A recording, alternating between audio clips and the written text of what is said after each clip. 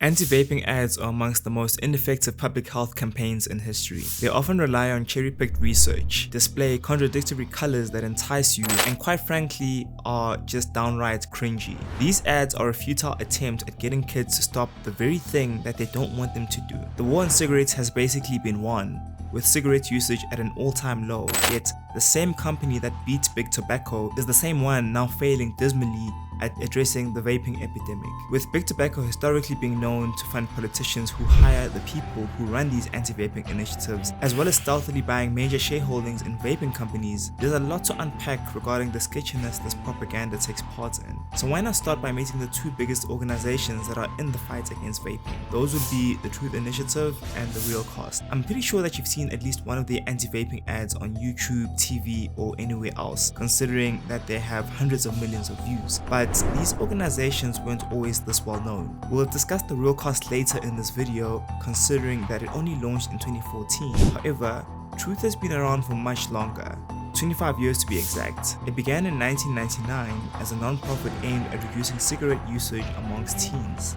Now, Truth did not start off as a small non-profit organization as most of them do, because in the year Truth was founded, the USA's four largest tobacco companies were ordered to pay $206 billion over 25 years to 46 states, including $1.5 billion to the American Legacy Foundation, which was Truth's name before rebranding in 2015, as a result of a massive lawsuit known as the Master Settlement Agreement, or the MSA. This resulted in a substantial war chest from the get-go to support their fight against cigarette smoking. With hundreds of millions in the bank, the American Legacy Foundation launched the Truth Campaign, a national youth smoking prevention campaign designed to educate young people about the dangers of smoking and the deceptive practices of the tobacco industry. The Truth Campaign became known for its hard-hitting and edgy advertisements that resonated with youth and effectively reduced smoking rates. One of the most iconic Truth ads featured young people placing 1,200 body bags, representing the number of people who die each day from tobacco-related illnesses, in front of the headquarters of Philip Morris. This commercial, along with many others, was despised by the tobacco industry because it was cutting into their profits from teenage smokers. At the time, 1 in 5 teenagers smoked, which was highly lucrative for the industry. However, the American Legacy Foundation was significantly reducing those numbers through its campaign. When Truth launched nationwide in 2000, it contributed to a 40% decline in cigarette usage amongst middle school students and an 18% decline amongst high school students. In the early 2000s, tens of millions of teens quit smoking thanks to the efforts of the American Legacy Foundation. And we can see this in this graph, where the green line represents the increasing number of smokers who smoke less than 1 pack a day, while those smoking 1 pack or more have been decreasing over time. So American Legacy had done their job. Cigarettes were on the way out and all of their enemies had been vanquished. Well, not so fast, because a new enemy was on the horizon: vaping. The war against e-cigarettes ignited in late 2018 when Altria, the makers of Marlboro, purchased a 35% stake in Juul due to the brand's growing popularity, and particularly amongst young people. With more teens vaping instead of smoking, American Legacy deemed Juul and vaping overall to be the new public enemy number 1. Rüdiger Krech, director of health promotion at WHO, even said, in a couple of countries, we see huge increases in the use of e-cigarettes and vaping devices. We see a 150% increase in the UK and in the US. We also see an uptick in double-digit numbers of vaping amongst children. He further accused the tobacco industry of employing devious tactics to get a future generation of young people hooked on tobacco by introducing them to novel products, where they actually try to get our children as young as 8 years old to use e-cigarettes or vapors. Now, I'm going to discuss how Big Tobacco is actually still the real villain shortly, even after cigarettes were defeated. But first, we need to take a look at the history of the Big Tobacco propaganda machine and how it eventually led to them infiltrating the vaping industry to understand how they are sneakily repeating their cigarette tactics with vapes. They're like Hydra.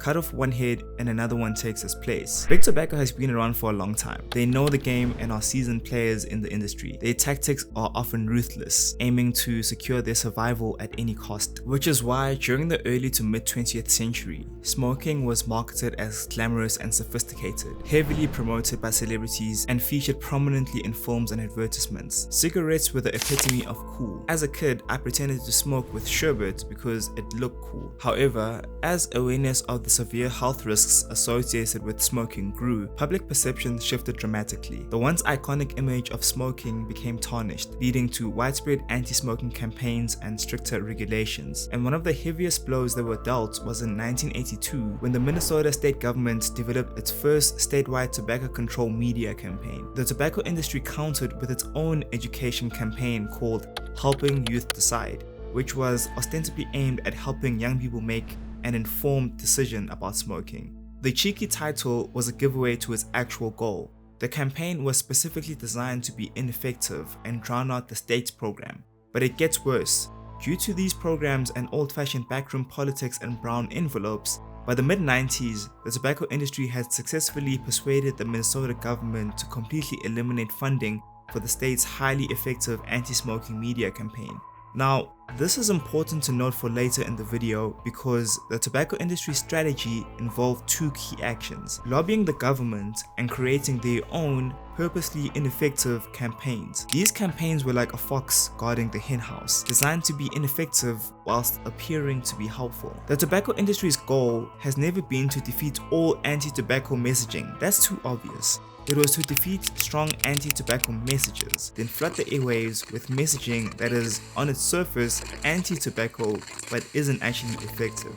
Even big wins against the tobacco industry, such as the 1998 MSA and the 2009 Family Smoking Prevention and Tobacco Control Act, are often manipulated by tobacco lobbyists to serve their interests. The 1998 agreement granted big tobacco companies a virtual monopoly over the industry due to the financial and regulatory burdens, creating a barrier to entry for smaller companies, thereby consolidating the market share of the largest tobacco firms. Similarly, the 2009 Act effectively eliminated new competition for existing tobacco companies, earning it the nickname the Marlboro Protection Act. So now that we've seen how big tobacco has operated and adapted over the years, we now need to examine the infiltration of the vaping industry. In recent years, several major tobacco companies have expanded their portfolios to include prominent vape brands as part of a strategic effort to diversify their product offerings and secure a foothold in the emerging markets for electronic cigarettes and vaping products. In 2017, British American Tobacco acquired Reynolds American, thereby gaining ownership of the Vuse brand. This acquisition allowed British American Tobacco to expand its presence in the vaping markets,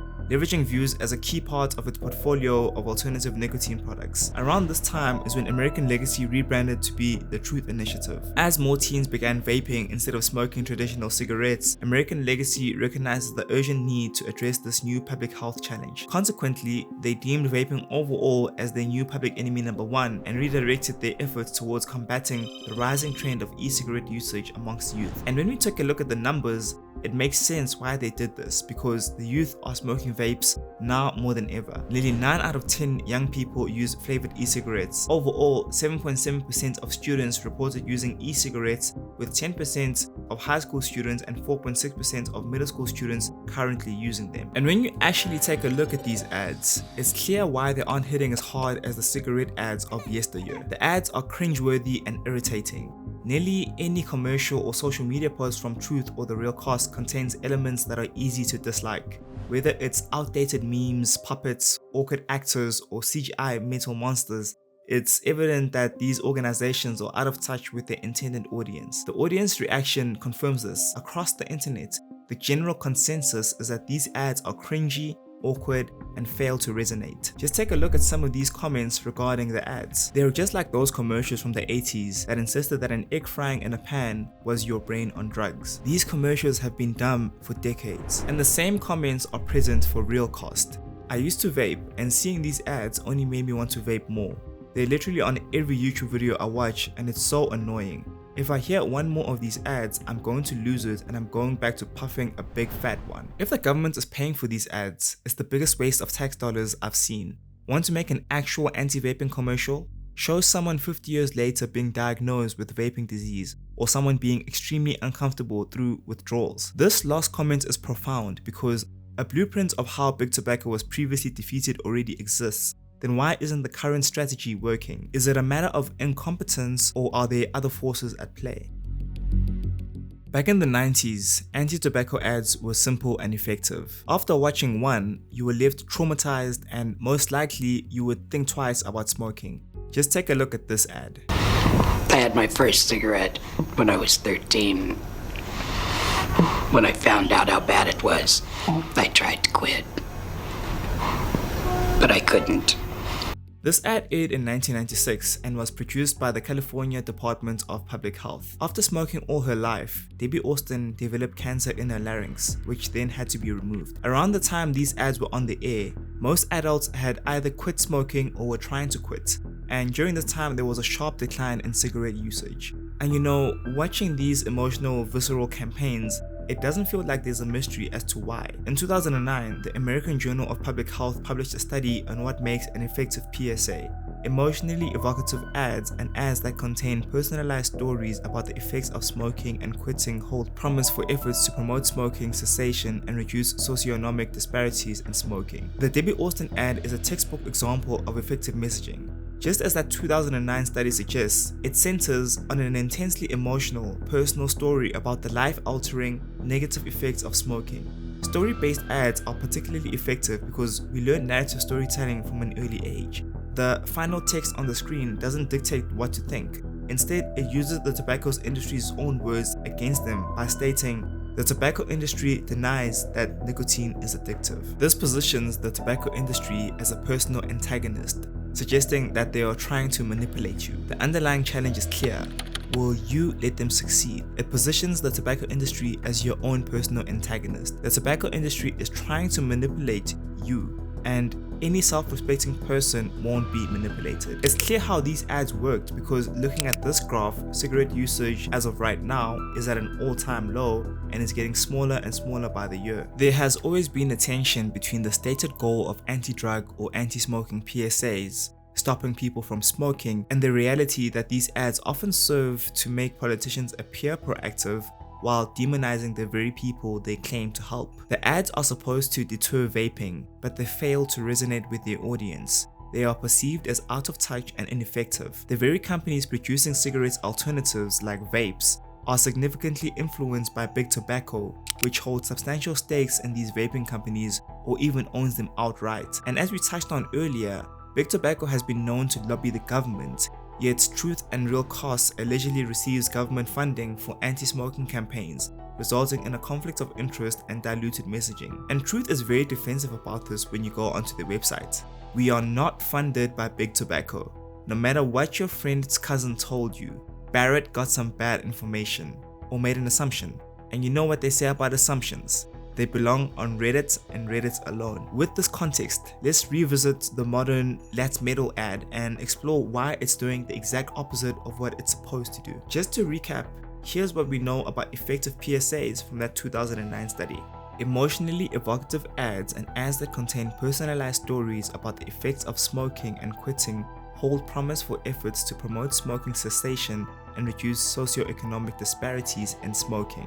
If you vape, you could be inhaling toxic metals into your lungs.